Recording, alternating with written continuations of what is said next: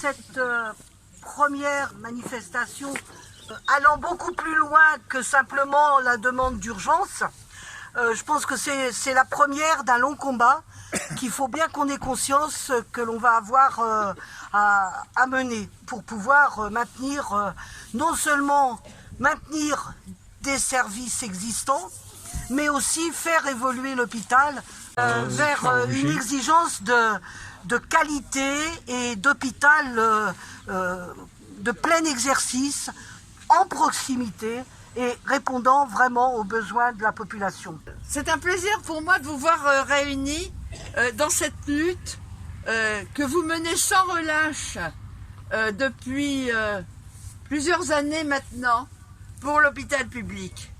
Je voudrais vous féliciter toutes et tous de votre ténacité. Je voudrais féliciter la DSP.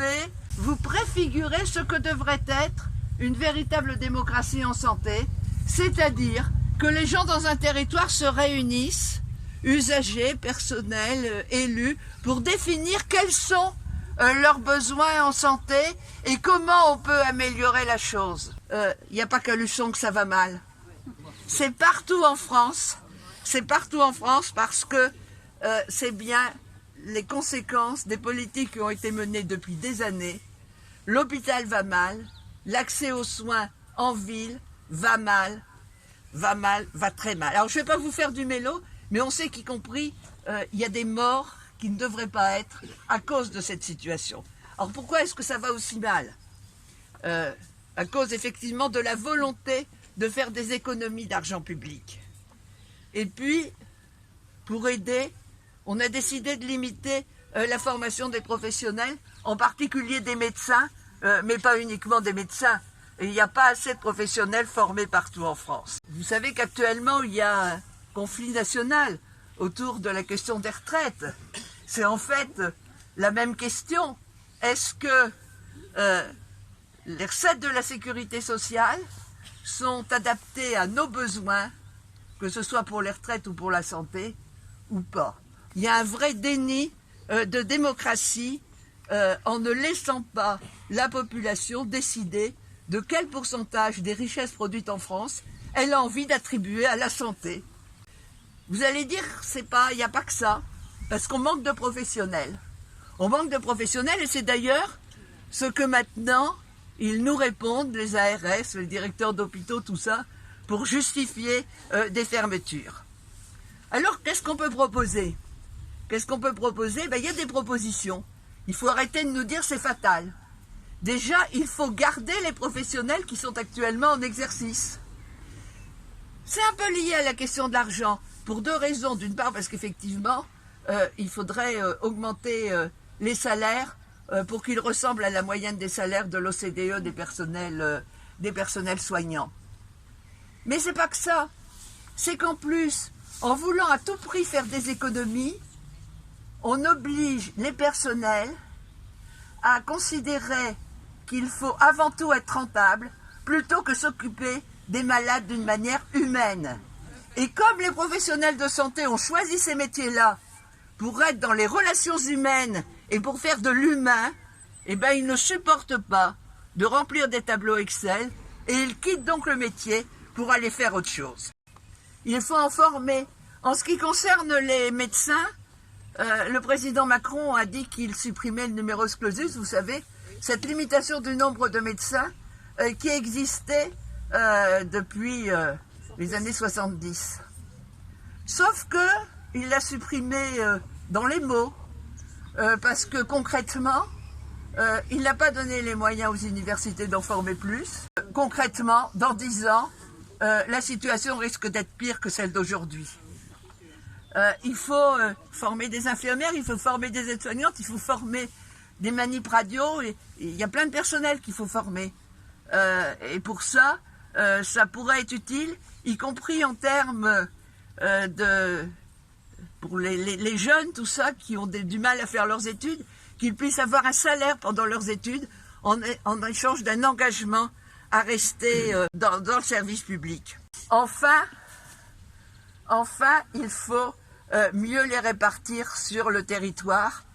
Et on sait que, en ce qui concerne en particulier la médecine de ville, la médecine en zone rurale, pareil, hein.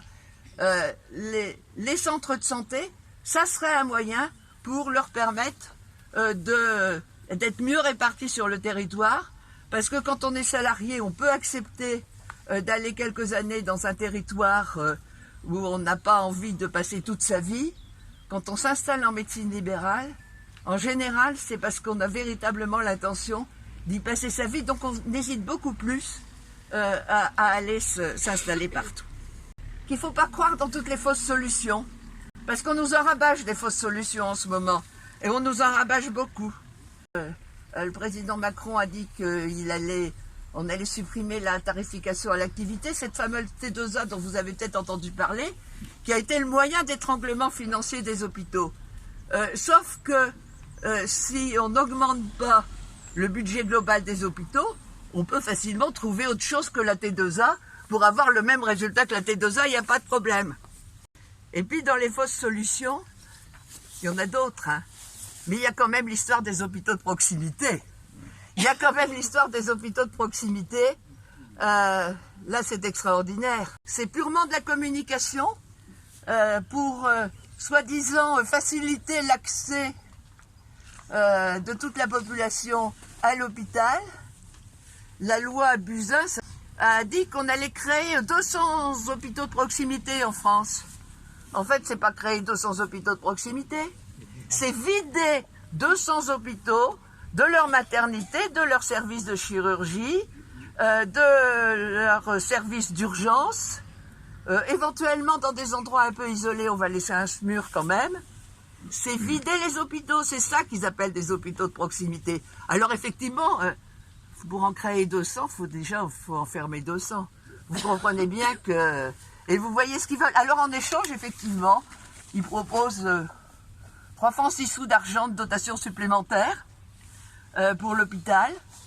Et puis éventuellement, ils vont proposer un scanner, une IRM, avec des montages qui sont assez curieux, à tel point que l'Académie de médecine a alerté les radiologues sur l'éthique des montages financiers qui entourent actuellement l'installation de scanners, d'IRM. C'est que nous, on pense au niveau de la coordination, c'est ce qu'on a dit lors de nos dernières rencontres, qu'il faudrait utiliser la négociation actuelle entre les médecins libéraux et l'assurance maladie pour aller vers une réduction des inégalités de salaire entre le public et le privé, que ça permettrait de faire revenir un certain nombre de médecins dans les hôpitaux. Voilà, la santé va mal.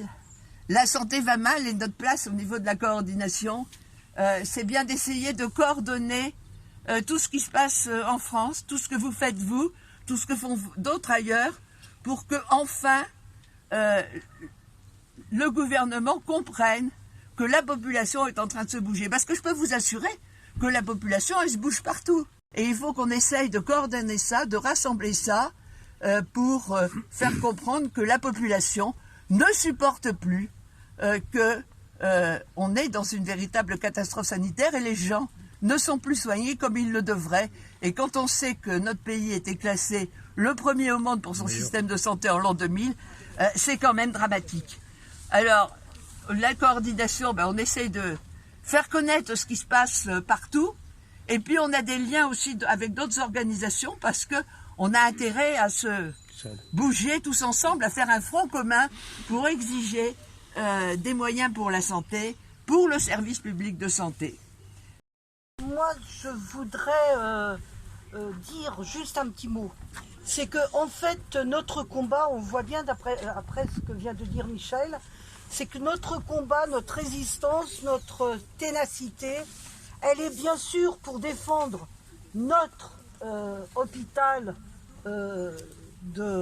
du secteur de Luçon, parce que je crois qu'il faut dépasser, le fait que ce soit l'hôpital de la ville de Luçon. C'est un hôpital qui va bien au-delà, qui concerne bien plus de personnes que simplement les habitants de Luçon. Et donc que cette bagarre, elle est bien sûr pour ça, mais qu'elle s'inscrit effectivement dans une construction globale, nationale, où il y a tout ce tout ce que tu expliques, toutes ces manifestations qu'il y a partout, toutes ces résistances qu'il y a partout, pour refuser cette casse du service public hospitalier, mais surtout refuser le fait qu'aujourd'hui les gens ne peuvent plus avoir accès aux soins et à des soins de qualité dans une grande partie des territoires. Donc je pense que notre combat, il est dans cette construction-là. Oui, simplement pour vous rendre compte de la rencontre que l'Union locale CGT a eue avec la direction de l'hôpital le 23 janvier. Donc il y avait présent le directeur général Saint-Hubert et le directeur du site, M. Bourdon. On avait demandé cette rencontre pour leur poser une question toute simple. Une question toute simple. Quels sont vos projets pour l'avenir du site de Luçon ? En fait, très rapidement, ils nous ont d'abord confirmé la fermeture définitive du bloc opératoire. Et assez rapidement, en posant les bonnes questions, ils ont bien confirmé qu'ils avaient demandé à l'ARS le statut d'hôpital de proximité pour Luçon.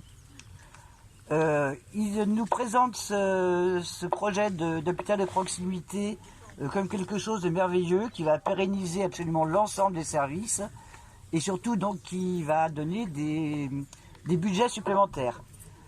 Et quand on leur demande d'où viennent ces budgets, en quoi ils consistent et à quoi ils vont servir, ils ne répondent pas. Alors est-ce qu'ils ne savent pas ou est-ce qu'ils veulent surtout pas le dire, on ne sait pas. Mais on n'a eu aucune réponse. De quelque façon qu'on ait posé la question, ils ne voulaient pas répondre à ça. Donc ils ont bien insisté que ça allait au contraire pérenniser tout ce qu'il y a à Luçon.